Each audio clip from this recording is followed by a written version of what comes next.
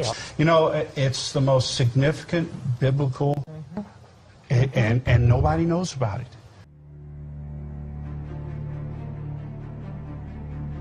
There's a mystery being revealed today, yet forces stand against its discovery.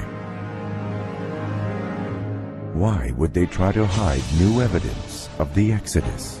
And even more startling, why would they try to destroy it? There are sites in areas where people cannot work, and we're going to lose them, because the political regimes of these particular states in the Near East will not allow research on the topic of the Old Testament. For over 20 years, these explorers have risked their lives to uncover the mystery of the Exodus. The second time we went into the site, once we entered the valley, within 15 minutes, the Bedouin were on us. He drew his weapon. His son drew a shotgun. And within minutes, another vehicle pulled up. They had weapons, and we were arrested. There was often times when you'd see an official boat, police or military, I don't know. They were definitely watching us. I mean, they weren't even subtle about it. There was an army helicopter which swooped down to the area that we had just been diving on and spent about a minute or two just hovering over the area. I get the feeling they wanted us to know that they were watching what we were doing. Just try digging in Egypt, try digging in Israel, try digging in Jordan, and try digging in Saudi Arabia to prove the cohesiveness of this story, and you'd see what you're up against. And why won't they let you dig there? Well, because World War III would break out.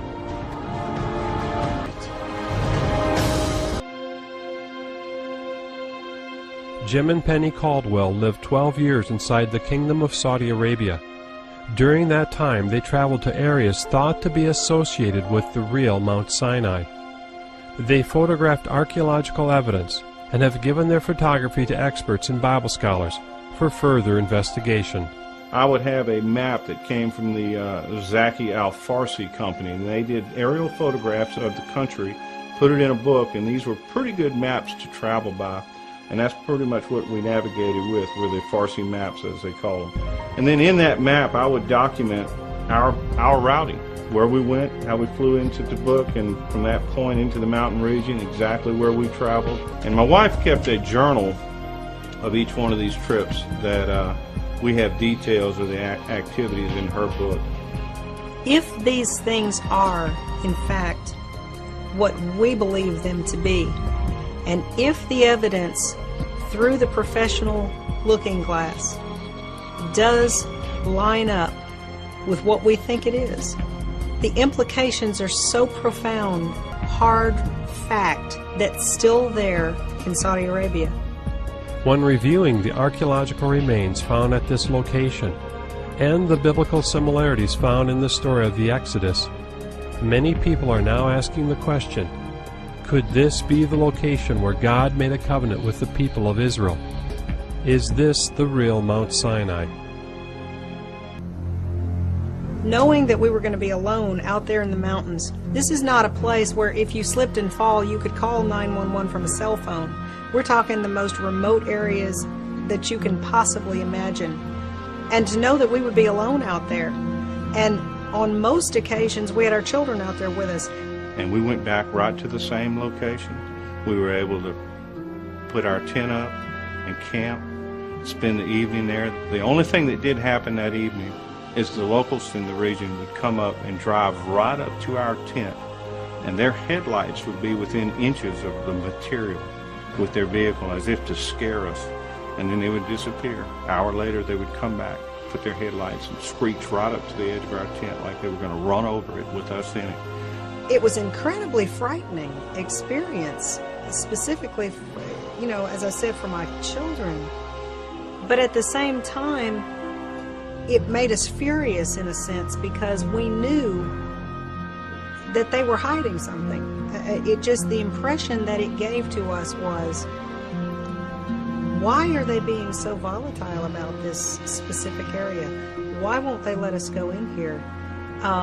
We're obviously just a typical family here. We're not coming here to do any harm to anything. Why are they so adamant that we get out of here?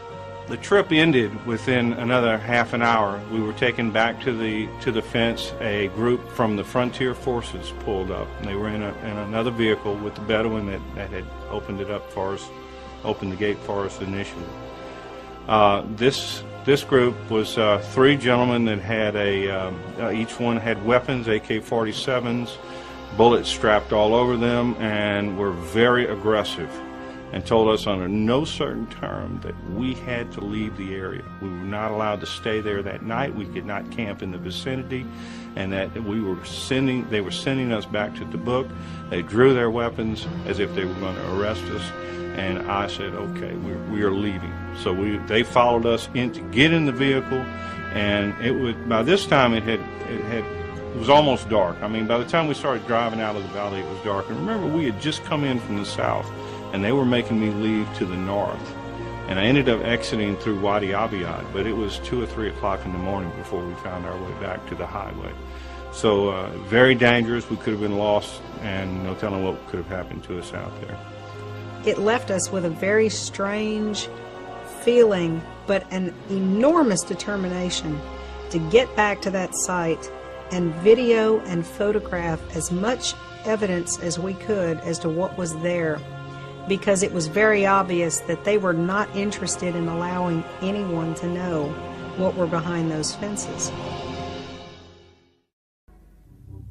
The precise location of Mount Sinai has eluded both archaeologists and theologians for centuries. It is the mountain of legend, chronicled in the Old Testament book of Exodus.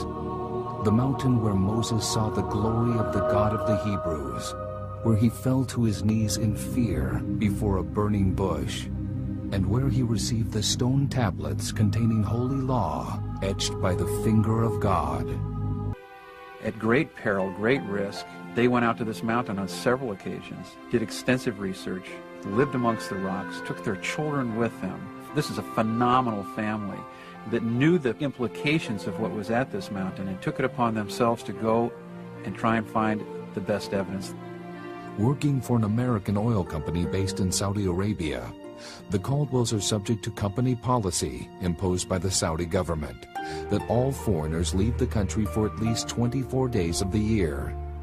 In the aftermath of the Gulf War, Jim and Penny's travel options are limited, so a trip to the west, toward Egypt, becomes a clear option. St. Catherine's is first on their list of sites to visit. Yeah, it took everything out of me when we got there to see that it just didn't match the biblical description. I was so disappointed. Deciding to leave St. Catherine's, the Caldwells continue their journey through Egypt, where a brief stop in a roadside bookstore reveals a surprise in the form of a book called The Gold Mines of Midian. We began to look at it. It was written by Sir Richard Burton in the 1800s. He was an explorer of vast amounts of the former Ottoman Empire, including Arabia. And he had drawn a map in the back, and as we pulled that map out, that map had a beautiful rendition of the Gulf of Suez and the Gulf of Aqaba, Sinai Peninsula, but it also had just a little portion of this northwestern quadrant of Arabia, and it listed that land as M-A-D-Y-A-N. He's saying Midian's over there, and if you can find Midian, you can find the region where Mount Sinai was, because that's where Moses was supposedly tending the flocks of Jethro. Well, we found another book in the bookstore called The Mountain of God. This was by Emmanuel Anati. He also mentions Jebel al-Lawz as being a potential site. The Caldwells pack up and head for Saudi Arabia and begin to search for the highest mountain in Midian. Though free to travel through Saudi Arabia on work visas, no permission has been granted to enter the government-imposed forbidden zone around Jebel al-Lawz. The mountain peaks seemed extraordinarily high to me, and even the very top of Jebel al-Lawz was even enshrouded in cloud from time to time. That's how high it appeared, and that was my first reaction that, gosh, this is so much different than the picture that came to my mind in St. Catherine's, the traditional site of Mount Sinai. We're at the 4,000-foot level. These mountains are way up there, another 4,000, 5,000 feet above us. The altar with petroglyphs is their first discovery. We came around the front side of that, and didn't really see anything, but as you go around to the backside, the cows started becoming very visible. My daughter was there, and she says, "Dad, there's 12 cows." Okay, good. And she was only like 8 years old at the time. They came out of Egypt. They would have been knowledgeable of the worship of this pagan idol called Apis or Hathor. When they said that Moses is not coming down from the mountain after he was up there for 40 days and 40 nights, they reverted back to their pagan ways. Moses asks Aaron, "I've come down the mountain. What on earth has happened here?" And Aaron says, "I took the ornaments from them, I took their gold, and I put it into the fire, and out popped this calf." But he makes it very plain that there was a single calf. "I built the altar, I put it on the altar, and I turned to the people and I said, 'These be thy gods,' plural, 'O Israel, which have led thee up out of the land of Egypt.'" Something struck me very strange about that, because if you put one golden calf atop an altar, why would you say, "These be thy gods, O Israel," if you've got one golden calf? Did he make more than one golden calf? You know, it puzzled me for a good length of time. Like Bob and Larry, the Caldwells look for the scriptural indicators. In studying some of the Hebrew, it says that Aaron fashioned the calf with a graving tool. It literally says to engrave, as in something we would engrave a name on today. That sounds very strange, because you mold something that's molten. You don't engrave it. But the way you built an altar in Egypt was to, in relief, cover it with gods, and then put a chief deity, a statue of the chief deity, on it. If a golden calf were to have been put on the top, that scripture would not contradict itself. It would absolutely perfectly fit. And he would have placed it atop and said, in fact, "These be thy gods, O Israel, which have led thee up out of the land of Egypt." When you go there, you can read the Bible like a map. And it says, this is here, then you go forward 10 steps, and this is here. For lots of people our age, you have to smack them in the face for them to believe something. Most of today's generation doesn't want to accept things that they can't see and touch and feel. You know, when you show them something like the Bible and what it says, you know, this isn't just a story that somebody's trying to teach you in Sunday school. This is something real, and here's the proof. Bow, too. Looks like a person with a bow and arrow. Where's the bow and arrow? You know, move something, get a clear shot. It's hard not to believe. You could take thousands of theologians and put them in a room and have them read the Bible, and not one of them are going to come away saying the same thing about what it says. But yet you can take a 4 or 5-year-old child and tell them the story, and they'll understand it.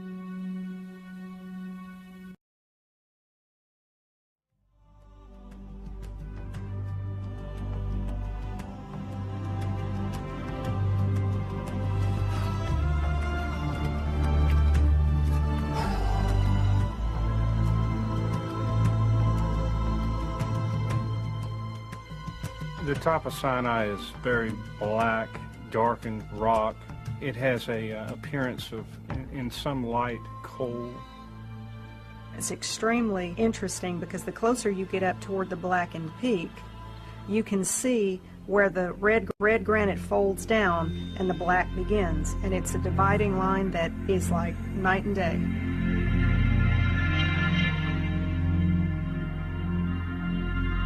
In some light, it actually has a blue tinge to it. And one of the verses in Scripture talks about the top of the mountain as if it were a sapphire stone.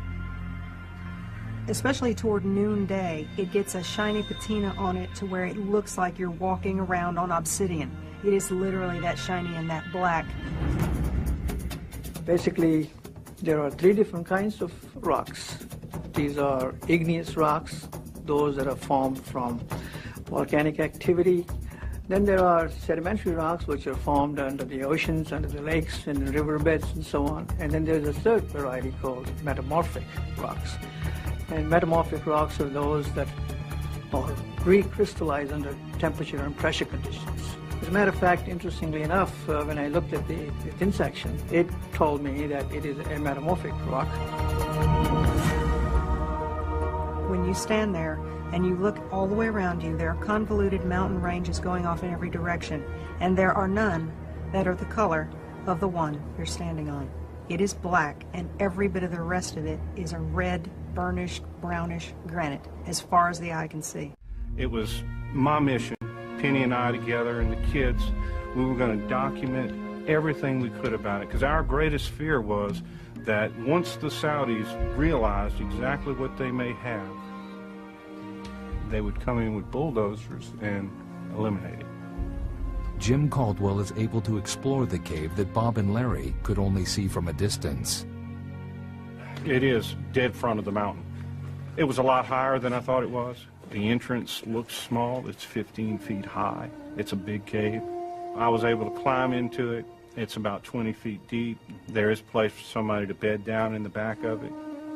One of the things I did is when I was walking to the back of it, I swung around with my video camera, and the view was awe-inspiring.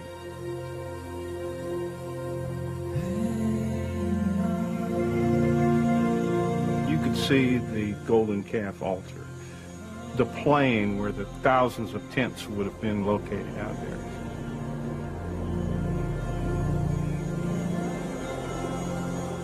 The Caldwells will visit the mountain a total of 14 times over a period of 8 years, camping in different locations each time to increase their chances of finding more archaeological sites. Their confidence that Jebel al-Oz is the real Mount Sinai begins to deepen as they find several more distinctive, though puzzling items around the mountain. Amazing because of its rarity, a lone cedar tree comes into view.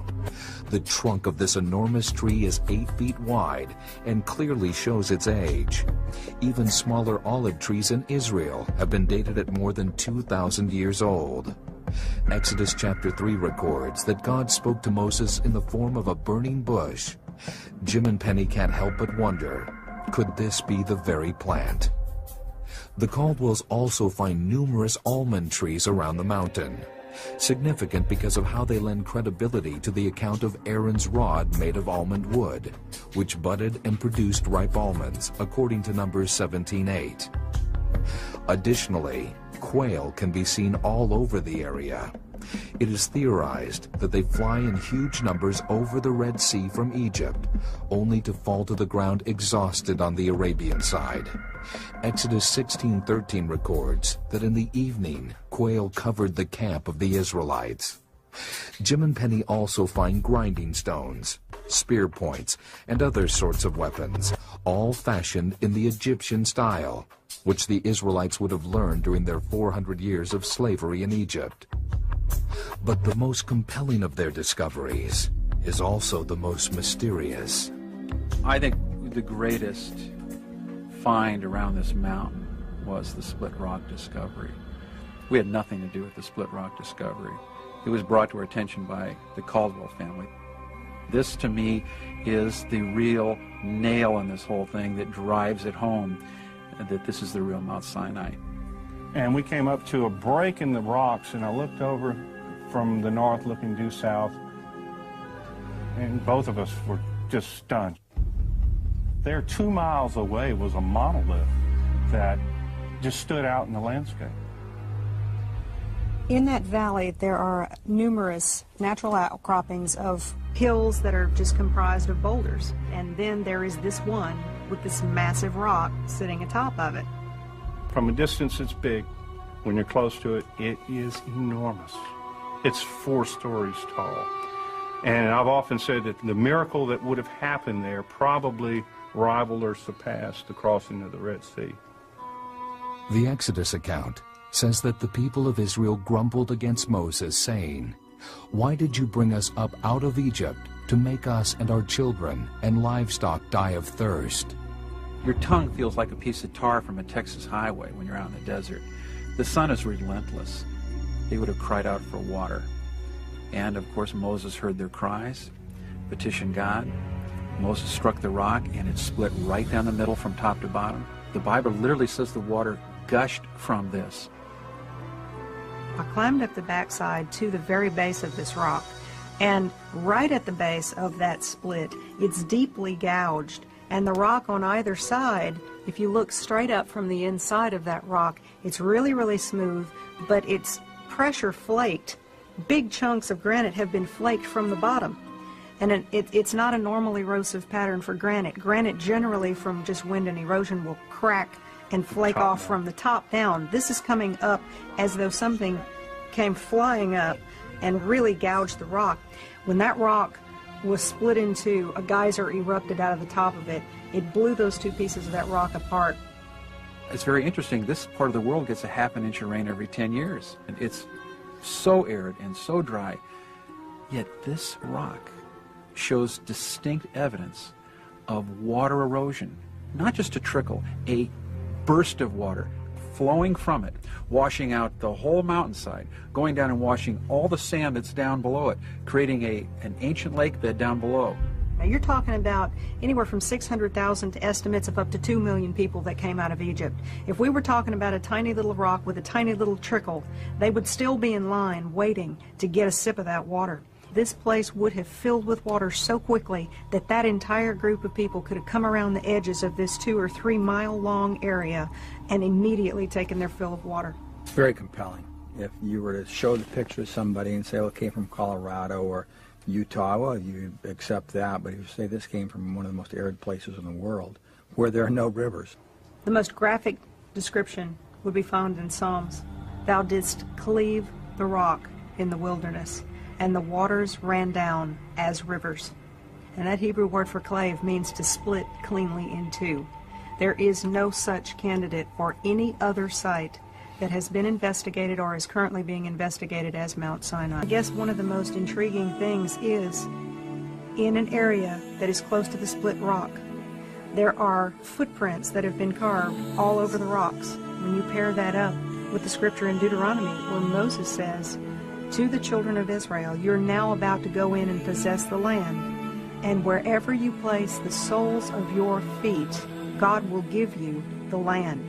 Now that's a very interesting thing, because if you are a wandering people, how would you mark out places that you had been? If the title deed to your land is wherever you place the soles of your feet, isn't it interesting that there are so many little feet?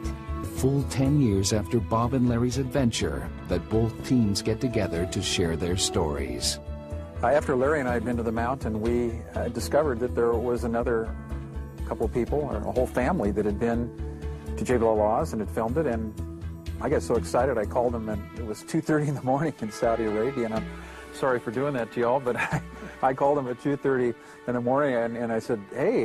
There was this excited wild man on the other end of the phone. Then I heard about these people that found all this stuff more than what we saw, but I actually have nothing but admiration for what they did to take what we did to the next level, to further document it, and to be so willing to share it with the world, really. Knowing that they were going back to the country and had access to some of these areas was just, what an opportunity.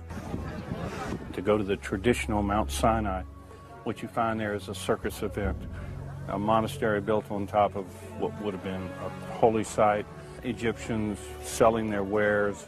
I think that in this situation, we have a monument to many miracles that occurred. Probably in the Old Testament, more miracles were performed at Mount Sinai than any other place. And what so impresses me about this site is the way it is preserved. It's perfectly preserved in time. We have more facts going, we have more religious history and academic history going to this site than virtually any other site. And some scholars will say, since they haven't found any evidence that the traditional mountain in the Sinai Peninsula, that the Exodus never occurred. Logical conclusion. Logical conclusion. But look at the evidence in Saudi Arabia. It's all over the place. Look at the great archaeological discoveries of the world, and they're found by people that are adventurers. When you go there, you can read the Bible like a map. They were like breadcrumbs leading you to a location. Mount Sinai should be in Saudi Arabia. On a mountain called Jebel al-Lawz. Mountain ranges going off in every direction. Jebel Musa, the mountain of Moses. Saudis put a fence around it, and of course they know exactly what they have. Something real, and here's the proof. I'm kind of like the doubting Thomas of all this stuff. The world needs to know that this is not myth and legend. It's real. Is it the best place right now? Without a doubt. We thought that we might be standing on holy ground. The evidence is overwhelming at Jebel al-Lawz. Overwhelming. And just shook us to the core was, bring this to my people, Israel. Wow. Say it again. bring this to my people Israel. Wow.